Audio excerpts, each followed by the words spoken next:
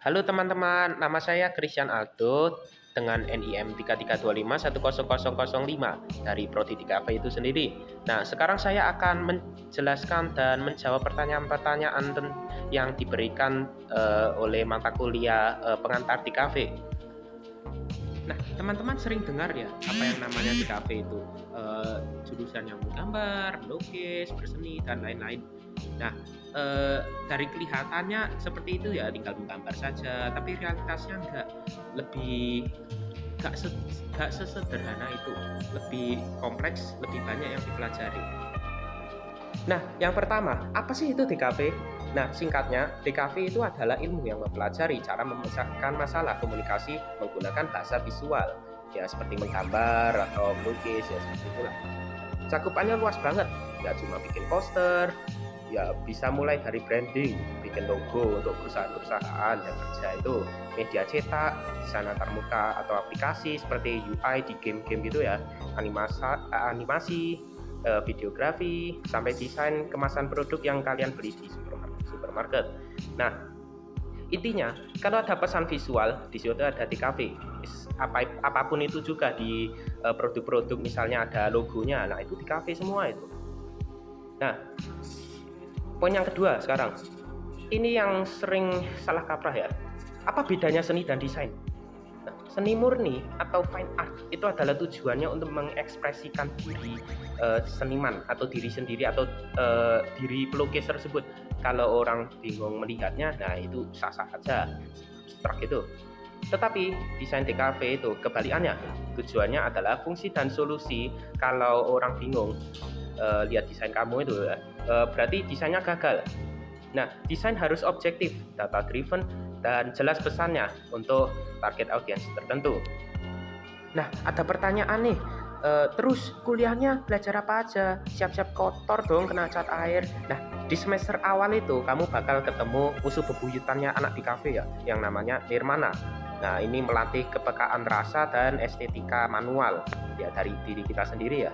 Lalu kamu belajar tipografi atau ilmu huruf, ilustrasi, fotografi, hingga masuk ke software digital. Dan gak cuma gambar saja, kamu masuk ke bagian kayak teori komunikasi ya, namanya desain komunikasi visual ya, psikologi persepsi ya, seperti warna, bidang dan sebagainya gitu ya, manajemen desain sampai kewirausahaan, gimana cara kita bisa menjual karya-karya tersebut.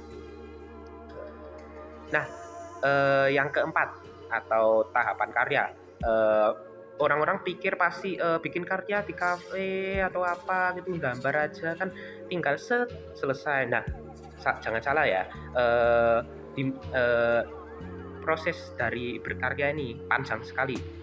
Ada dimulai dari briefing, dapat masalahnya apa, mau gambar apa, lalu riset, cari data, referensi atau sebagainya, brainstorming ide, cari-cari yaitu referensi tadi,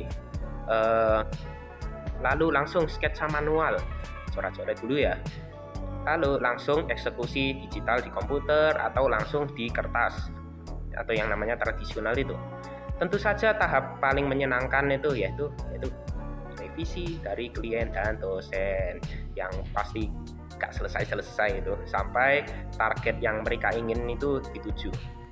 Nah, selanjutnya, lulus di kafe mau jadi apa? Oh, tenang, lapangannya luas banget kok. Kamu bisa jadi graphic designer, yaitu paling utama itu ya, agensi,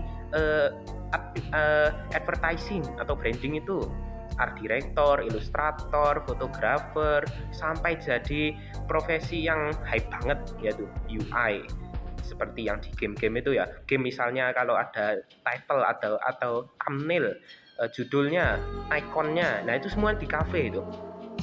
Atau mau jadi sendirian kayak kreatif bener, buka studio sendiri, ngedit sendiri, lapangannya banyak kalau di cafe itu. Nah, di cafe itu pasti ada plus dan minusnya lah.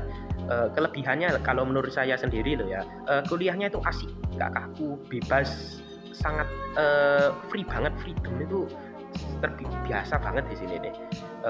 Boleh gondrong, stylish ya, itu bajunya aja nggak kemeja aja nggak apa-apa kok kalau di kafe itu. bisa jadi freelance ya, tergantung dari skillnya sendiri ya. Kalau tidak ada yang dibutuhkan pengalaman pasti ada, portofolio pasti dibutuhkan, tapi kalau di kafe itu lebih ringan, lebih bebas. Jadi keuangan itu jangan terlalu kepikiran. Kekurangannya biasanya alatnya itu mahal banget ya. Jadi tadi kalau saya jelaskan tentang yaitu keuangannya tidak terlalu, itu maksudnya income-nya ya. Tapi kalau bahan-bahannya sendiri seperti pensilnya, yaitu device-nya itu mahal banget itu. Terus yang kedua, kekurangannya itu lembur banget, siap-siap untuk tidak tidur karena tugasnya banyak banget, dan setiap tugas itu butuh waktu yang agak lama mengerjakannya. Nah, masuk yang terakhir nih, tips dan trik dari DKV itu sendiri. Kalau menurut saya tuh ya, yang pertama, jangan andalkan kampus.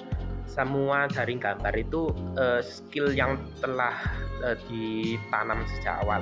Jadi ya dibangun sejak awal. Jadi jangan terlalu mengandalkan apa yang orang lain. Ya maksudnya apa yang diajarkan sama dosen itu ya masih diterapkan ya. Tapi maksudnya jangan sampai yang itu mengganti stylemu diri sendiri, itu sangat merusak ya.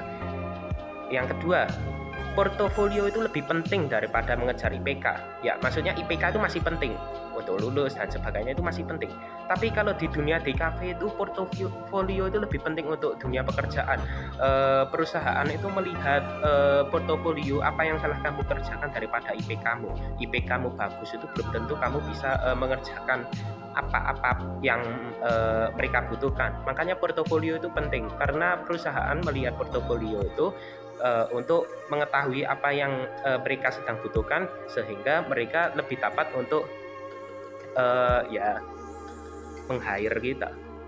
Yang ketiga, manajemen waktu itu penting banget.